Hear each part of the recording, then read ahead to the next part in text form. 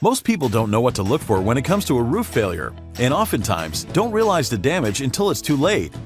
Here are 3 common reasons for roof failure. 1. Shingles aren't inspected regularly. Shingles should be inspected regularly for damage and replaced as needed. Gutters and downspouts should be cleared of debris to prevent water from pooling on the roof. 2. Poor ventilation is another common cause of roof damage.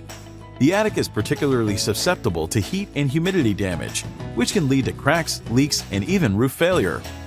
3. Animal damage is also a concern in Houston.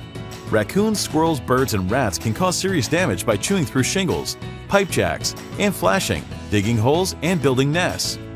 An honest assessment of your roof's condition helps to spot potential problems early on, minimizing the risk of costly repairs or premature replacement. Here at Houston Roofing and Construction, our experienced professionals are RCAT certified and highly trained, so you can trust us to get the job done right. With our 50-year roofing warranty and hundreds of 5-star reviews, you know you're in good hands.